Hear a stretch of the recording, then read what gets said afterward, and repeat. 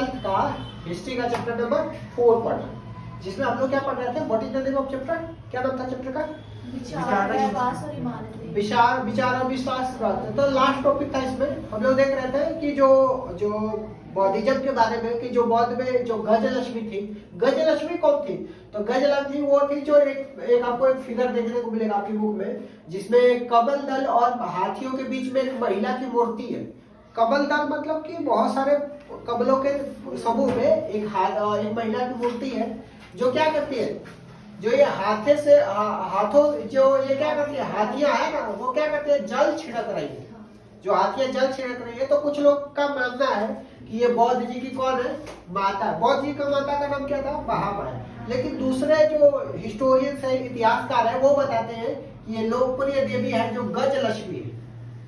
गजलक्ष्मी के बारे में बताते हैं। तो हम लोग अभी बता रहे थे किसके बारे में, गजलक्ष्मी में, मतलब आपको बहुत सारे कमल का फूल, बीच में एक महिला का चित्र दिखाया गया है, और उसमें एक हाथी क्या कर रही है, हाँ, जो हाथियां हैं वो क्या कर रही है, जल अभिषेक कर रही है। तो कुछ लोग, कुछ इतिहासकार ऐसा मानते थे कि ये बौद्ध जी की माता महामाया है, और दूसरे इतिहासकार इसको कौन, किसके नाम से जानते थे, जो गजलक्ष्मी के बारे में जानते हैं। ठीक, अच्छा, तो बौद्ध में जो निब्बान प्राप्त करने के लिए बौद्ध जी का क्या लक्ष्य था, बौद्धिज्म का मेन लक्ष्य था कि निब्बान प्राप्त करने के लिए जो प्रति व्यक्ति विशेष को क्या किया जाता है, सबसे ज्यादा इंपॉर्टेंस दिया जाता है कि अगर कोई व्यक्ति निब्बान प्राप्त करना चाहता है तो उसका प्रयास को सबसे ज्यादा माना जाता है, कि अगर कोई व्यक्ति प्रयास करे तो निब्बान क्या कर सकता है, प्राप्त कर सकता है। ठीक, तो जो बौद्ध जी का डेथ हुआ था, कब डेथ हुआ था, 400 ईसा पूर्व में।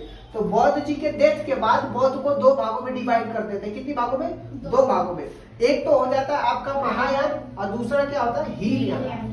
बच्चे, महायान का मतलब क्या होता है, महायान का मतलब ग्रेट व्हीकल होता है। महा मतलब क्या होता है, ग्रेट, यान मतलब क्या होता है, व्हीकल होता है। मतलब कि जो महान क्या होता है, महान व्हीकल होता है, महान क्या व्हीकल होता है। और हीनयान का मतलब क्या होता है, जो लेसर व्हीकल होता है। जो महायान है ना, उसका मतलब क्या है, जो बुद्ध की दिव्यता में विश्वास करते हैं, बुद्ध की दिव्यता में विश्वास करते हैं, वो क्या करते हैं, बुद्ध धर्म में मूर्ति पूजा में विश्वास रखते हैं, उनको क्या बोला जाता है, महायान बोला जाता है। और जो हीनयान करते हैं वो क्या, बुद्ध की दिव्यता में विश्वास नहीं रखते हैं, उनको क्या बोला जाता है, हीनयान बोला जाता है। ठीक, तो ऐसे बुद्धिज्म क्या हो रहा है, फल फूल रहा था। तो ऐसा नहीं था कि बुद्धिज्म के अलावा पूरी दुनिया में दूसरा कोई धर्म नहीं था क्या करने के लिए, मुक्तिदाता के लिए। उस समय हिंदुओं में भी 2 प्रमुख देवता थे जो मुक्ति दिलाने का काम कर रहे हैं। तो हिंदू में 2 प्रमुख देवता थे, कौन कौन थे, एक तो वैष्णविज्म माना जाता है, दूसरा शैविज्म माना जाता है। तो वैष्णविज्म और शैविज्म में खास बात क्या थी कि वैष्णव भगवान ने एक विशेष देवता की उपासना कर दी।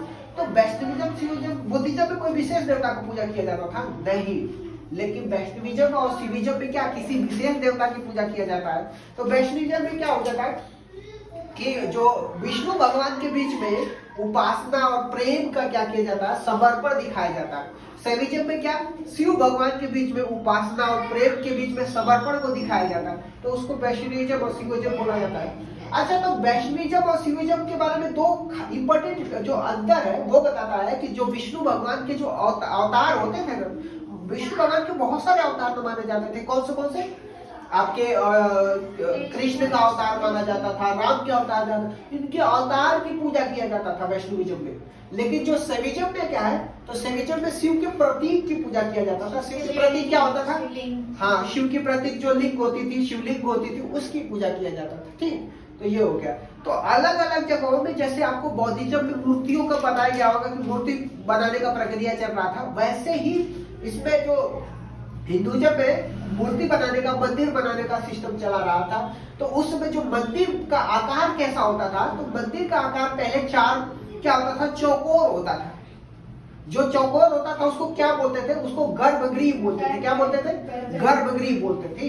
फिर बाद में धीरे धीरे गर्भगृह के ऊपर, अगर मैं इसको बताऊं तो गर्भगृह हो गया, गर्भगृह के ऊपर धीरे धीरे क्या हो गया, शिखर का बनाना, शिखर बनना स्टार्ट हो गया। ठीक, अच्छा, गर्भगृह में क्या होता था, एक व्यक्ति होता था जो क्या करता था, भगवान और लोगों के बीच में क्या कनेक्शन का काम करता था। ठीक, मंदिर का कुछ इंपॉर्टेंट मंदिर, 2 इंपॉर्टेंट मंदिर हो गया, जिसमें एक सिंगल पत्थर को काट के बनाया गया है, तो वो कैलाशनाथ मंदिर है। आपसे क्वेश्चन पूछा जाएगा कैलाशनाथ मंदिर किसकी है, तो भगवान शिव का मंदिर है और ये कहाँ पे है, ये महाराष्ट्र में। तो केवल पूरे एक चट्टान को, बड़ा सा चट्टान को, सिंगल चट्टान को काट करके क्या किया गया, इस मंदिर को तैयार किया जाता है। ठीक। और ये दूसरा मंदिर कौन है, महाबलीपुरम, कहाँ पे, तमिलनाडु में। इसमें भी क्या किया गया है, भगवान की मूर्ति को एक विशाल चट्टान के ऊपर क्या है, मूर्ति बनी हुई है। ठीक, तो ये दो मूर्ति है। ठीक, तो इस तरीके से